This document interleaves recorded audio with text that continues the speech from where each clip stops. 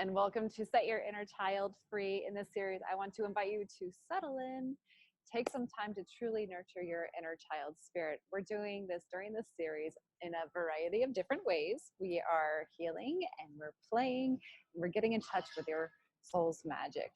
We're going to be bringing play back into our lives.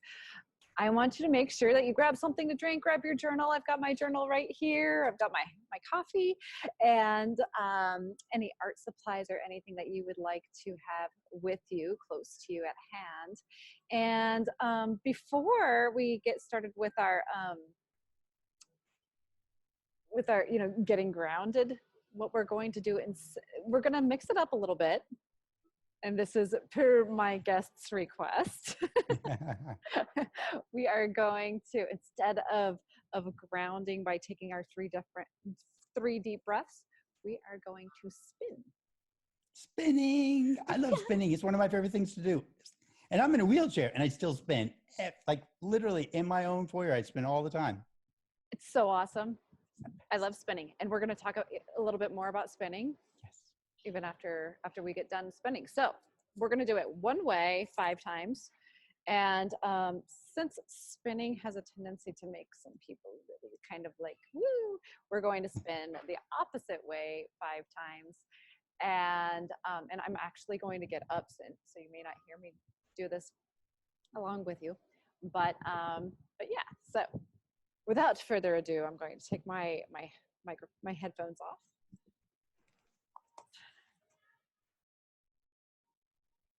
Ready? Spin.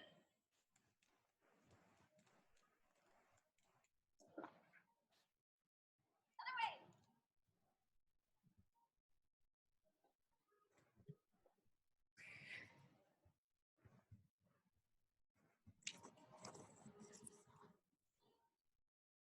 Oh my God, I'm so dizzy and I love it.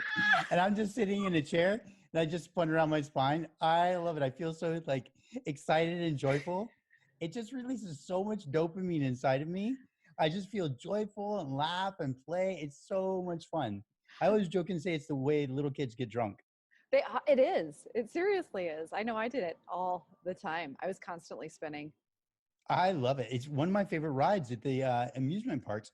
It's like, I forget what it's called. I think, the teacups, right? You sit in the teacups and the teacup smell spins. And then like, I have to sit between friends because I literally get sucked out. The centrifugal force, it's the best. I love that. And I used to like get sucked out of, or feel like I was going to get sucked off the merry-go-round when I was a kid. I just love spinning. It's super duper fun. I'm 50 years old and I still spin. It's so fun. It is. And we were talking about how it's even good. It's good for your nervous system. Yeah. Tell us. Spinning is good for your nervous system. It's good for your inner ear. And it's really important to, of course, if you go one way, it's important to also balance it out by going the other way. But it will help you with your equilibrium, balances out your inner ear. And so once you finish spinning, though, it's important to tap your hara. It's like, it's right down here, right below your belly button. Just kind of tap that, and that helps to kind of like take that energy and ground it down into the ground. Then take a deep breath and allow that all that dopamine to flow through your whole body, right? Yeah, all the joy. Yeah. And even just kind of like shake up here. I don't know. I'm a mind body person. I'll shake. Shake. And dance. You guys, I have PJ on here because this entire series it felt so naked without him, and he is just coming out of he's healing right now. He's in a state of healing. So I really appreciate the fact that he is on here. He's joining us. He's an amazing, inspirational, motivational speaker. He is a fabulous transformational coach.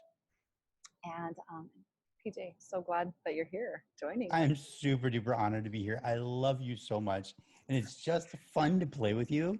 And just the fact that you're doing an entire summit on setting your inner child free. Oh my God, the world needs this, right? We need to learn how to laugh and play. One of my favorite memories is my mom and my aunt walking down the mall, and my mom steps out of her shoe And she starts laughing, and she's like, "Oh my God, I just walked out of my own shoe." And she's laughing at herself and laughing at herself. And my aunt just was like, "Oh no," and just kept walking. My mom totally taught us how to laugh at ourselves. And in fact, there's this one story where, because I'm disabled, so I need a little help on occasion.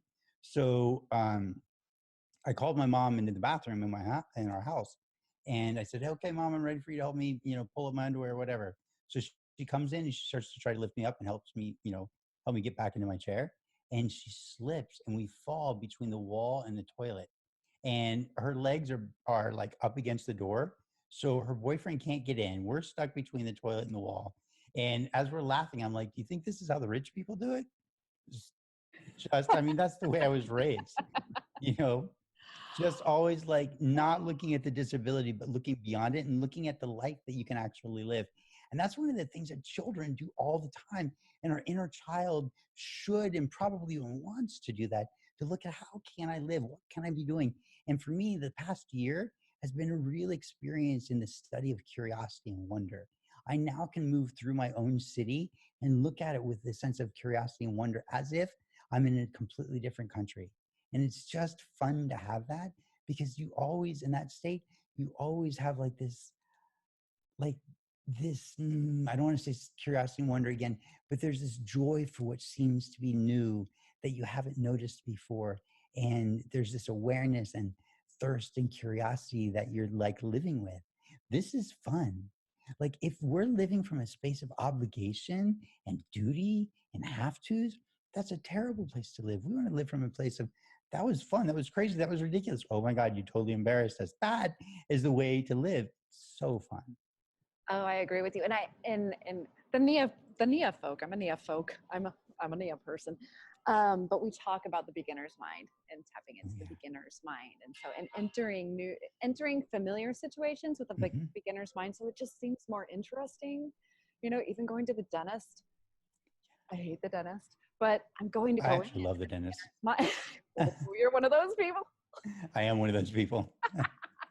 I'm like, But if I go in with a beginner's mind, just completely wipe away that, whatever trauma I may have experienced with the dentist, and going in with a beginner's mind and just taking apart every single little bit about that experience, then it becomes, so much more novel and It becomes exciting. fascinating, right? So you're not Right. there like feeling like you're tortured. You're there like fascinated, like what's going on?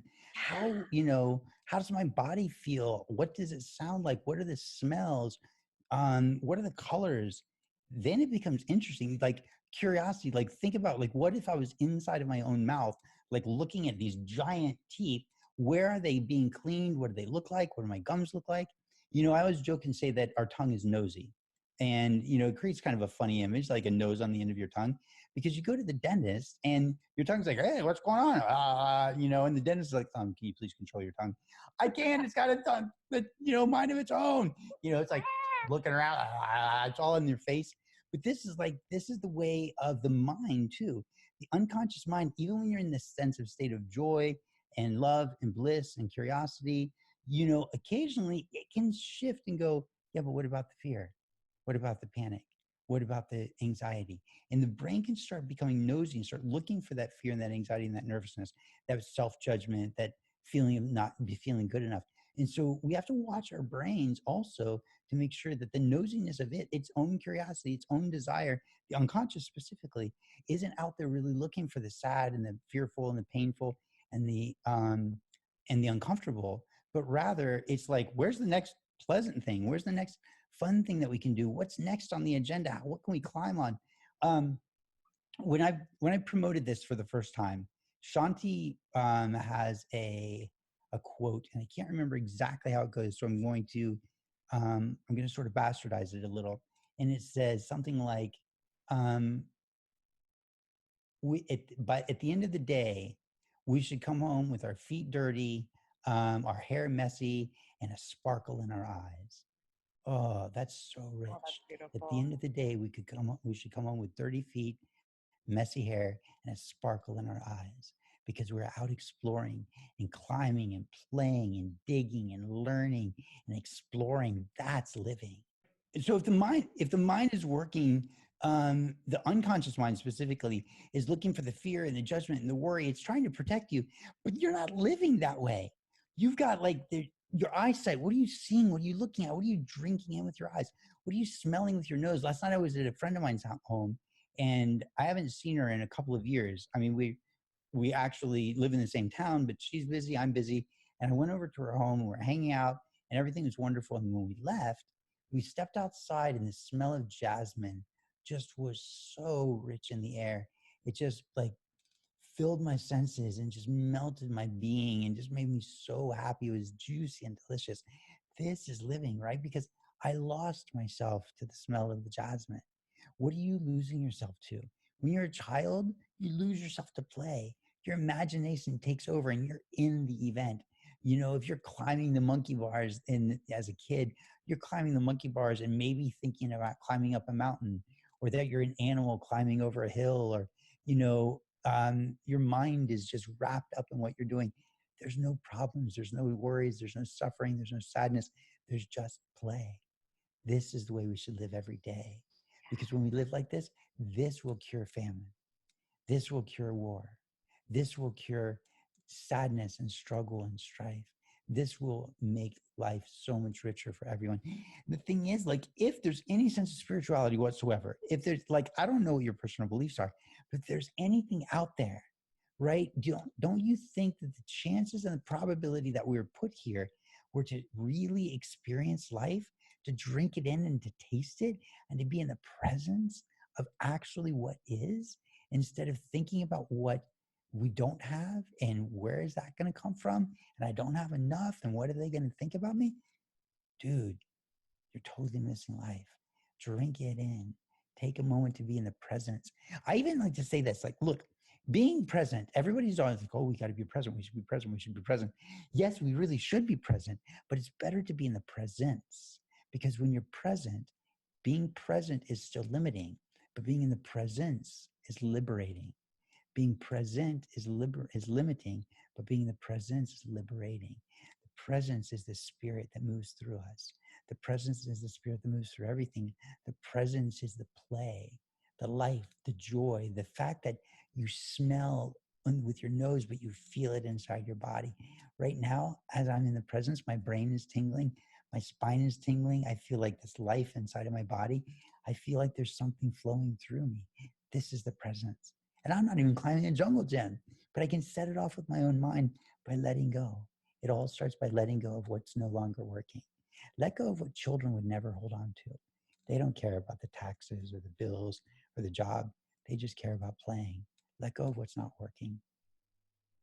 Oh, that is so powerful. It's so powerful, especially today, because Yes. I mean, what I've been experiencing is my internet went out, and I'm thinking, oh my god, this is so horrible. The internet went out, blah blah blah blah, and so I had to find a place with internet, and you know, it was kind of a pain, but you know, that idea that this is such a pain and this is such a bother, da da da da da, it really, you know, when I come into this presence and allow myself to play with it, and oh my goodness, just getting online with you is just like, Yes. oh my goodness, this has all become such a novel, fun thing to do, and I feel like I am playing right now, and there's construction going on, and there's air, you know, I live on close to an Air Force base, and I'm on an Air Force base right now, so there's planes flying and there's music going, so, and it's just such a novel experience, and it's just so fun.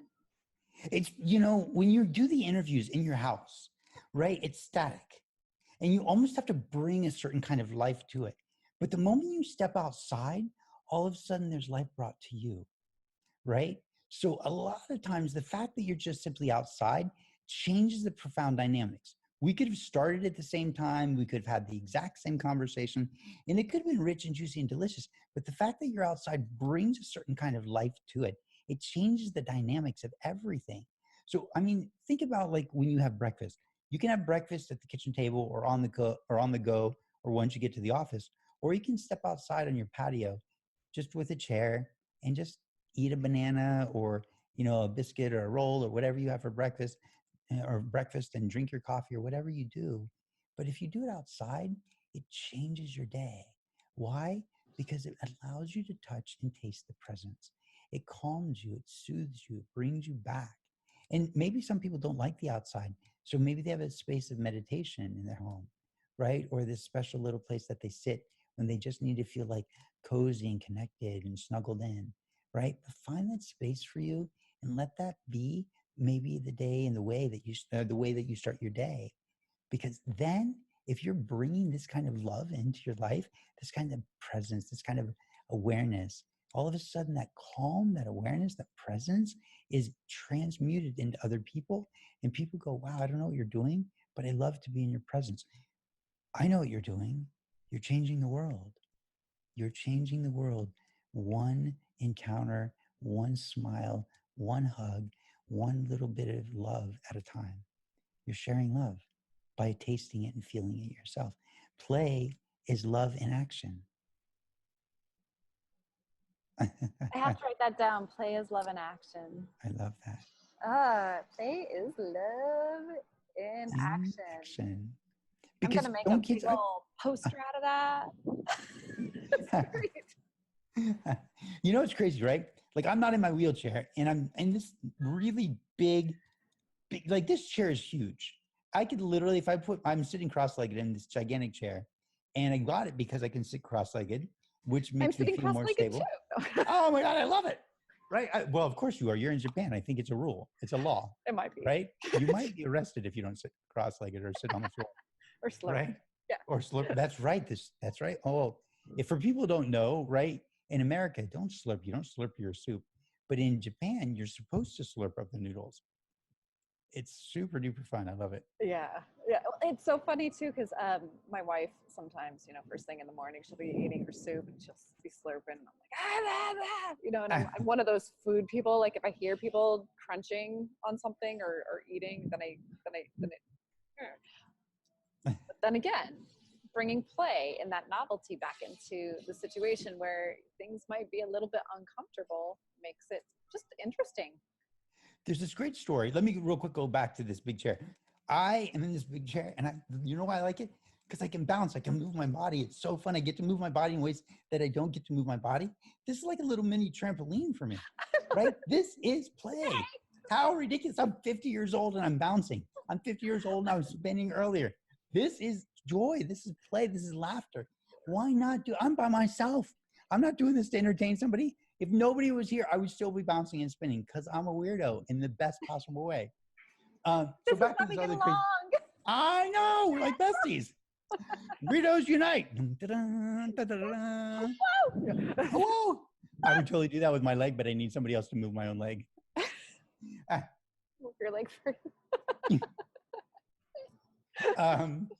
So remember you're talking about just a moment ago, you're like, oh, I'm one of those foodies, like when I hear people like crunching or slurping and they're not supposed to be in that particular environment, like at a ramen shop or an udon shop, you hear the slurping and it seems to be okay, right? But that's because it's put in context and everybody else is doing it. And so it feels like you're in alignment with that particular behavior. So there's this great story, and I don't remember who was running the event or where it was. It could have been Wayne Dyer for all I know. But they were at an event and they were meditating, and the lights or the air conditioner or something was on, and it was like this really loud noise, and it was really disrupting. And so the facilitator of the event said, here's what we're going to do. We're going to continue to meditate, but we're going to make a noise like that, like the light or the air conditioner. So they were making some kind of noise that was in the pitch or the tone of that. And all of a sudden, the anxiety and the stress and the tension that everyone was feeling left, because what they did was they aligned with and they vibrated with the sound that was out of their alignment. So they moved into alignment by choice. And when they moved into alignment by choice, all of a sudden, everything opened up for everyone. There was no more resistance anymore. It was just joy and peace again. It's when we're out of alignment, often by choice, or often by being suckered by our unconscious mind, that we actually suffer. So why not choose to be in alignment? Even when somebody's slurping, or crunching, what if you're like, okay, I'm going to turn on my inner child. And instead of actually just crunching, you're like moving your head. You know, my sister, when she was little, when she was a baby, my mom would feed her. And if it was food she liked, my sister would go, That's she would so literally just cute. hum. Oh, it was so sweet, so innocent, and so sweet that I actually still do it on occasion. Um, because it's soothing. It vibrates in your body cavity and it vibrates around my heart, and it's just soothing. But I do it with my eyes closed. I can do it with my eyes open, but I don't have the same experience because my visuals are taking away some of my attention. But when I close my eyes, and do it right now, everybody just do it with me for a sec. We'll do it for like 3 seconds. We'll do it for 5 seconds. Okay, just pretend to chew, close your eyes, and go.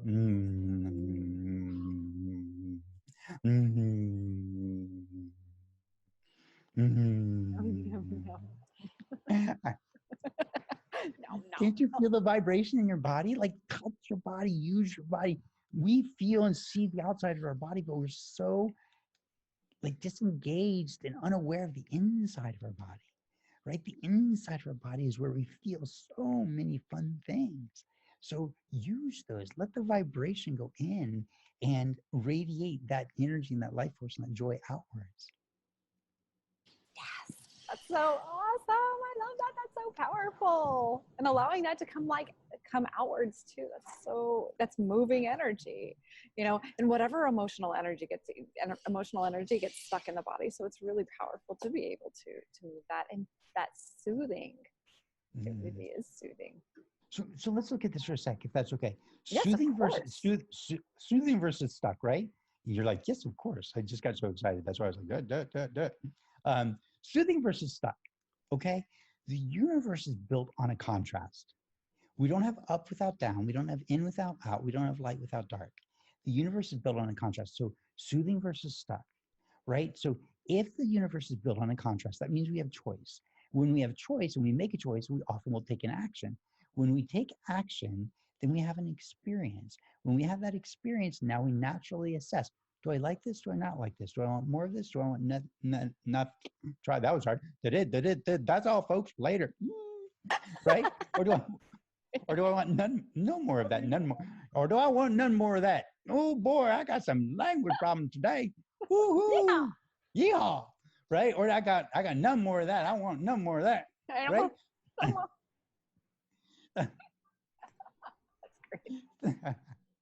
so the so the universe is built on contrast, right? There's a choice. Yeah, and when we make a choice, then we take an action, we have an experience, we have an assessment. I like it, I don't like it, I want more, I don't want none of it, right? And then when we have that contrast again, I like it versus I don't like it, all of a sudden what happens is we have choice again, which means action again, which means evaluate or experience again, which means assessment again, which means contrast again. So it constantly flows in this way. And the beautiful part about this is where evolution occurs. This is where abundance occurs. This is where love occurs. This is where like expansion and playing and learning and healing occurs. Because I know I love your little fingers like, oh, I wish I could do it. I'm so excited, right? So the beautiful part about this is that we can either be stuck and stagnant and stale and start to smell, or we can start to flow and what was the other word? Stuck or what was your word that you used? Oh my goodness. Stuck It doesn't matter. or It's flow, right? Stuck or flow. We're gonna go okay. with flow for right now. Let's say, Okay. yeah. So we're like flowing, we're enjoying it. It's smooth, it's tasty, it's delicious, enjoying, it's fun. And when we're filled with that tasty, juicy, delicious experience, Soothing. when we're, what was it? Soothing. Soothing, Soothing. right? When we've got that sense of soothe, or we're excited, we're filled with joy, the contrast again to the stuck, we've got that sense of soothe or joy or play or fun. We go further, we experience more, we try something new. And when we do that, we're tasting the fun part of life. And that's where the evolution happens because we grow quicker and faster and more, and we expand more and we inspire other people to do the same. But if we get stuck, then other people will get stuck. And there won't be any evolution for us, and we'll hold other people back, or we won't show other people how to be free. The universe is built on contrast. Play with it, learn about it, choose what feels juicy and delicious. Go with that. That is amazing. Oh, that's so powerful. And it just makes me think also about what happens when that energy does get stuck in the body. Yeah. When we were in Thailand, I had the opportunity to spend some time with elephants and little baby elephants. They had been Oh, rescued from circus yeah. and riding camps and things like that. And when I was watching them, there were two right next to each other, super sweet. And I looked at them and I'm going, oh, they're dancing. They were swaying like Oh, this. And when we asked them the caretakers, what was going on with them, they're like, oh no, they're not dancing. They're soothing themselves because they were nervous since we were all standing there staring at them. And I thought, oh my goodness, that is dance, and that is that's the purpose of movement, and it is to allow yourself to soothe yourself and to get that energy to really kind of like filter out of your system. So disabled people, some disabled people, kids that have developmental delay, psychological developmental delay, and sometimes that are confined to wheelchairs, they'll rock or those oh yes. because what they're doing is they're soothing, self-soothing, but they're also feeling that vibration. They're giving some life to their insides. And even in Judaism, when they pray, they sometimes rock back and forth like this, right? And the value of that is that you're in motion and you're creating rhythm, and that rhythm allows you to drop into trance, and trance opens you up to the prayer, the deeper part of it. So even if you sit in meditation and let's say you have one phrase or one sentence, like I like to say, love, laugh, what do I say? Love, laugh, smile, enjoy, love, laugh, smile, enjoy, love, laugh, smile, enjoy. As I do that and I move, even if I stop saying it and I'm just rocking back and forth, what it does is it creates this sense of trance in me. And I just lose myself to the movement because it captivates my mind. It stills my mind and allows me to enter my body. And when I enter my body in that space, my mind is quiet and I just release. I let go of everything and I open up, and there's just energy that flows through. There's just presence. There's just presence. Always and only, there's only presence. The question is whether or not we're in tune to it. That is so powerful. And that's a technique that I also use during my Oh, really? meditation in the morning. Yeah, it is. And I've got my little candle, I've got my little altar, I've got a bunch of stuff, sage and all kinds of things that smell good. Engaging all of the senses is really, Yeah, yeah. that's powerful.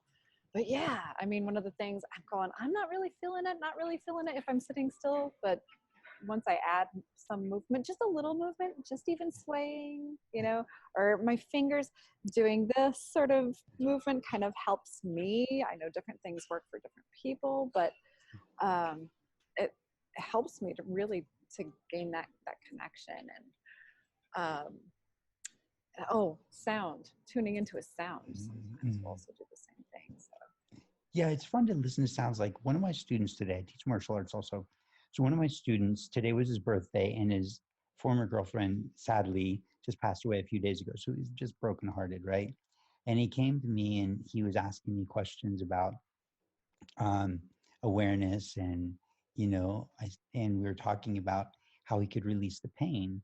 And um, I said, you could listen to the birds, because he actually brought up listening to the birds. He's like, if I'm listening to the birds, will that help me to be able to reconnect and be able to do A, B, and C, whatever it was? And I said, sure. And I said, you can also use that for letting go of the pain that you're experiencing right now. And he's like, no, no, I can't, because I just can't get my mind to stop. And I was like, okay, will you try something with me? And he said, okay. And I said, so close your eyes. And he closed his eyes. And I said, where do you hear the birds? And he said, I hear them all around. I said, well, be specific. Where do you hear them? He's pointing. He's like, I hear them there and I hear them there. And I was like, okay, how many do you hear? And he's like, I hear 4. I think there were probably like 12, but he heard 4, but it doesn't matter, right? What he heard is what he heard. And then I said, okay, and listen to how their song starts and how their song ends.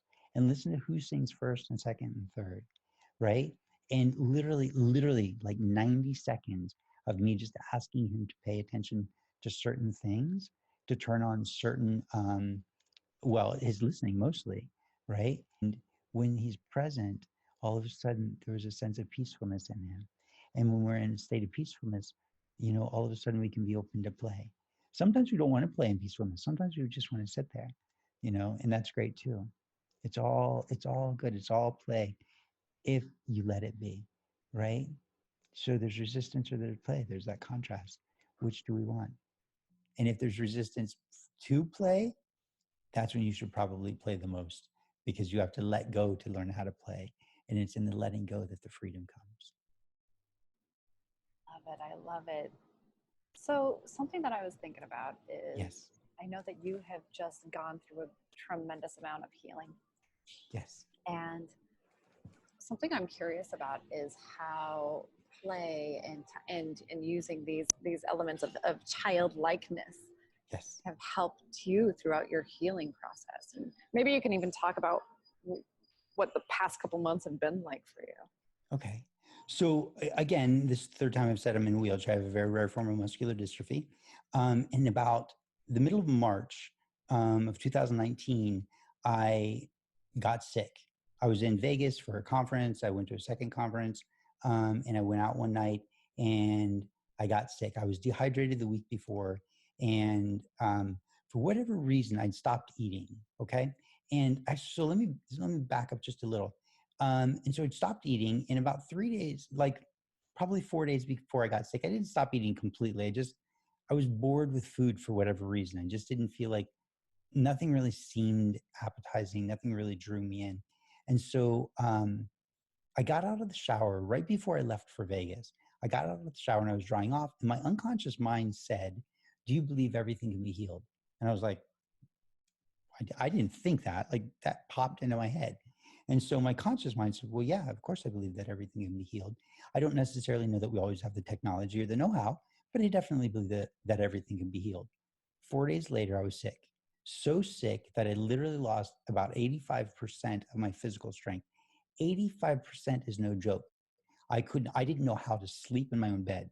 That doesn't make any sense until you realize that I didn't know how to get in my own bed, because the habit of my body running a routine to get me into my own bed, my mind didn't know how to do that anymore, because I didn't know what strength and muscle I used to use, because I now didn't have it. So I couldn't get into my own bed. When I was in my own bed, I couldn't sleep on my side, which is how I normally sleep, because my shoulders were, my infraspinatus, which is a muscle that runs across your back and into your shoulder area, was inflamed so much that my arms felt like they were 10,000 pounds and being ripped from my body. So I couldn't lay on my side. So I couldn't sleep. I couldn't lay on my stomach because the curvature of my spine causes my butt to stick up in the air. So that's not very comfortable. And laying, right. She just said basketball butt. That's because the curvature of my spine causes my little bum to stick out.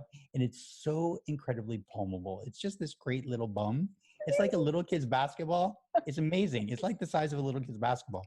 I want to palm it, but my hands don't work. It's a great little bum. Anyway, I'm looking at it right now. Hey, what's that?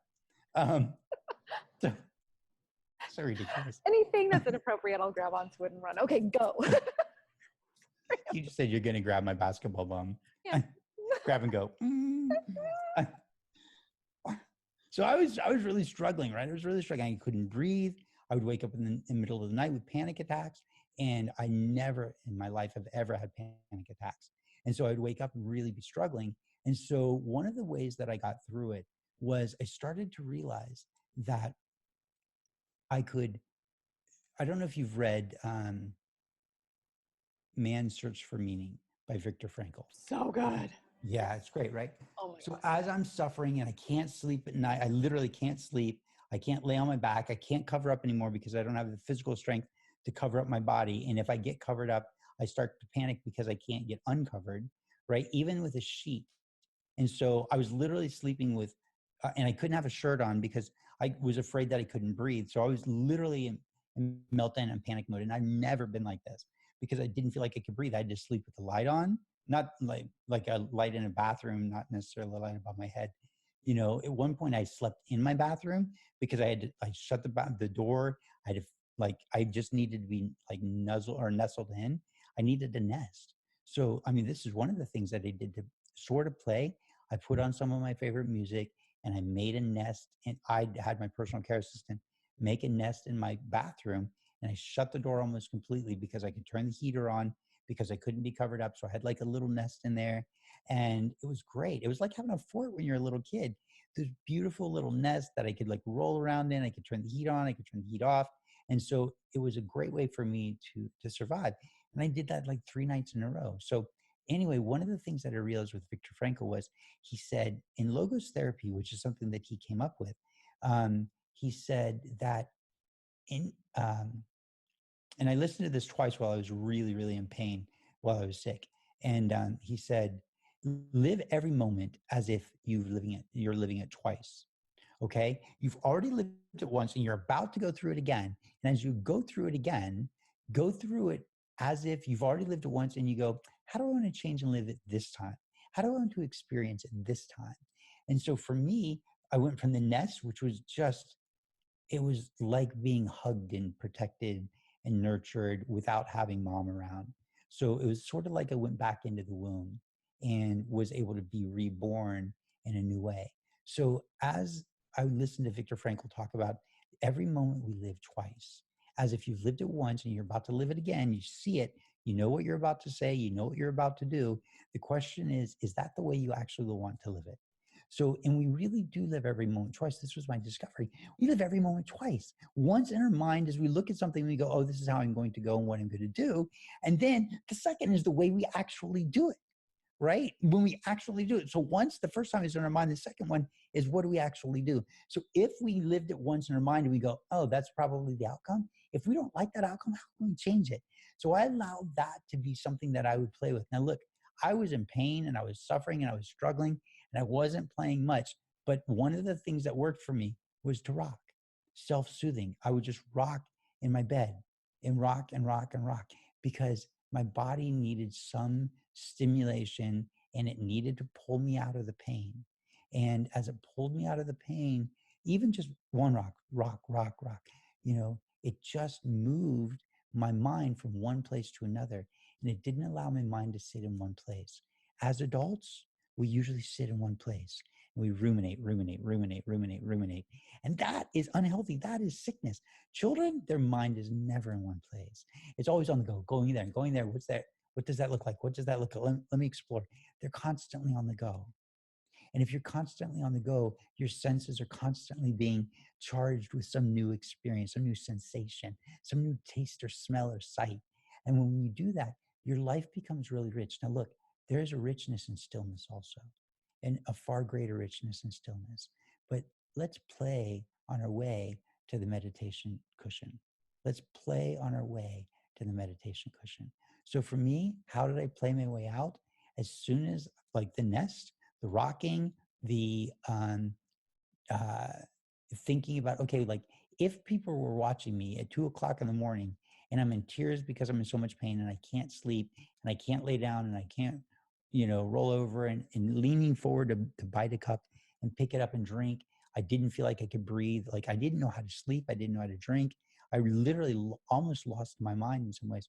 But as soon as I could get in my wheelchair, even though I couldn't move very much, 100% truth, I would come out here to my lobby, or my lobby, I don't have a lobby in my house, my entryway, right? Where it's You have a big tiled. house.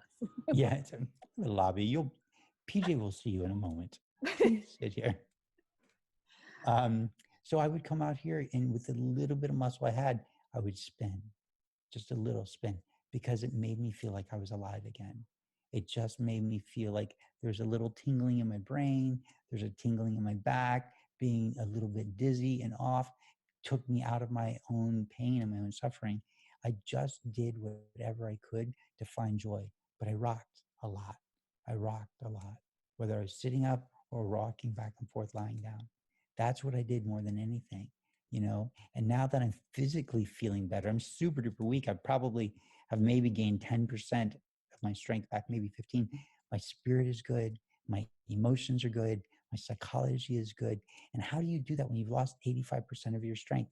You choose, you play, you find joy again, you find gratitude for the way you're living. I can breathe, I can see, I can hear, I can feel. I have friends, my family's still alive. I drink it in and I'm grateful. And that's how we live. That's how we live, right? Through gratitude, through play, through joy, through new experience. And you get to ask if life is built on a contrast. Do you want to live or do you want to die? I want to live. Damn it, PJ. Make me cry.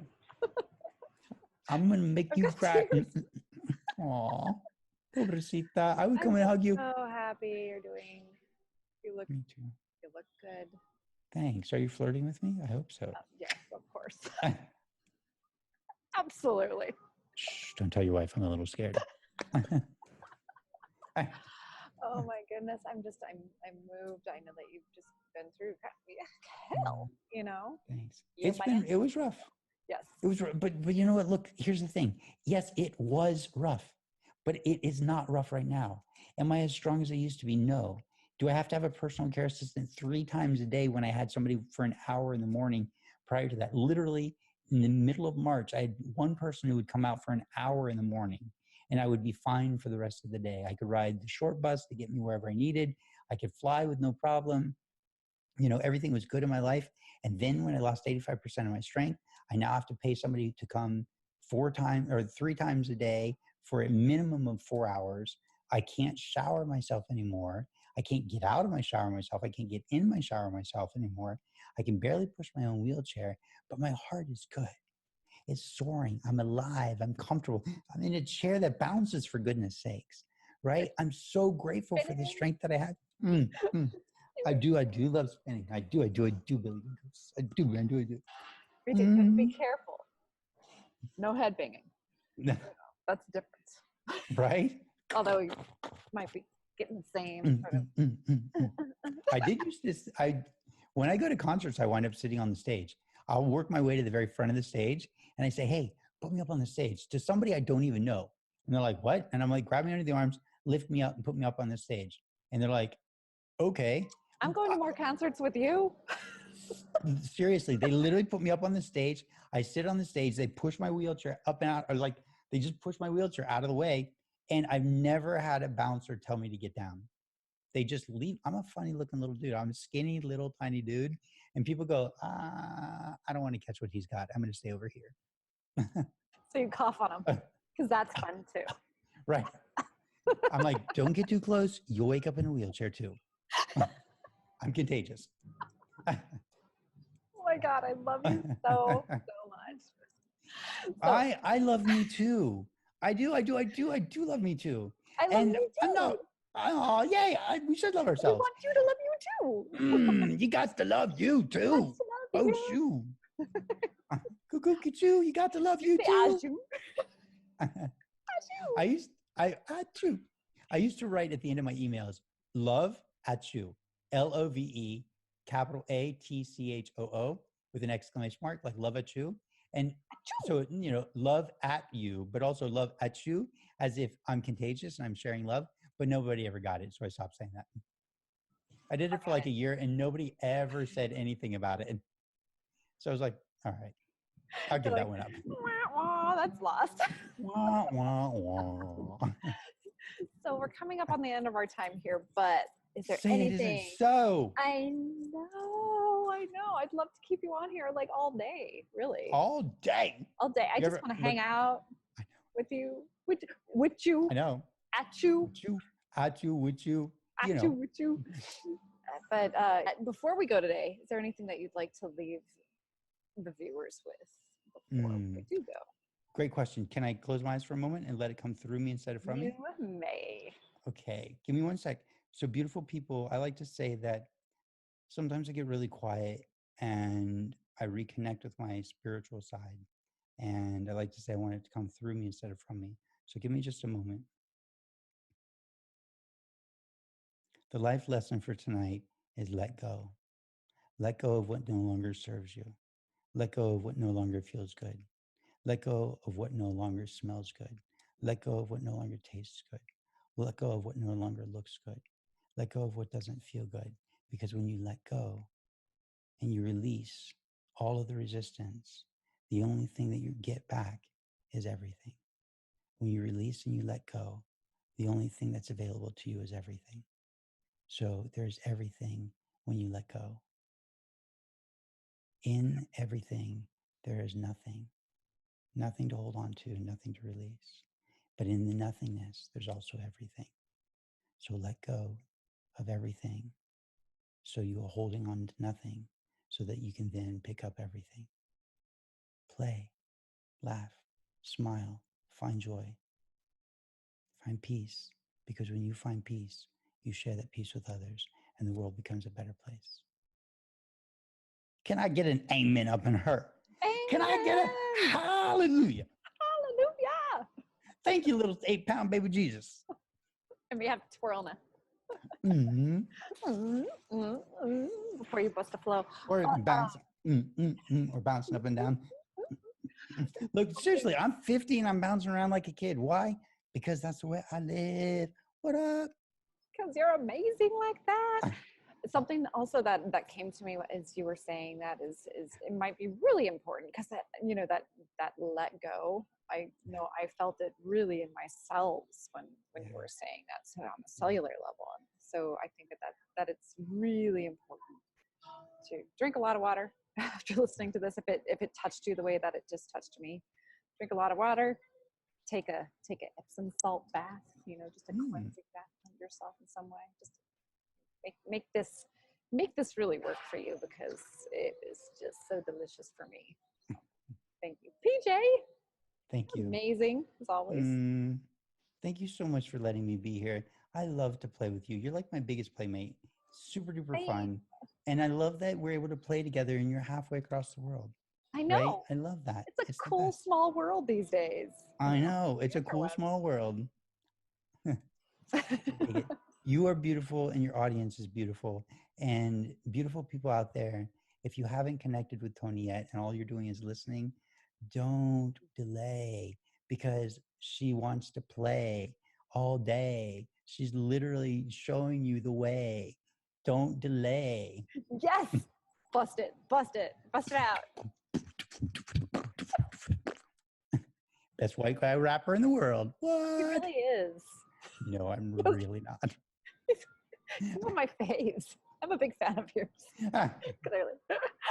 Oh, thank you so much for joining us. I really appreciate it. It's been amazing as always. And I just want to give you a big giant hug. Big hug from me to you. I love it. Thank you.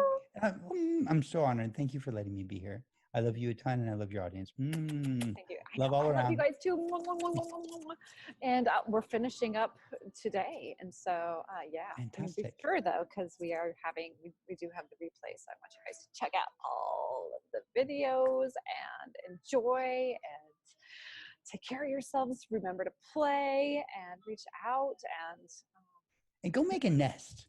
Go make go make a fort or go make a nest. Oh, if nobody's around, go make a nest or a fort, right? Or go make sure that you're eating breakfast or drinking your coffee outside in the morning. Switch it up. Switch it up. Go for a walk at night with one of your friends. Just go for a walk. When it's dark and you can see the stars. Do something completely different. Yeah, bring joy into everything you do. Yes. Play. Yes. Something new, beginner's mind. I love it. Me too. Thank you. Mwah, mwah, mwah, mwah, mwah to all of you too. Mwah, mwah. All right. I'm getting a little emotional. This is, okay. I love it. Okay, bye. Thank you. Bye, everybody. Take care.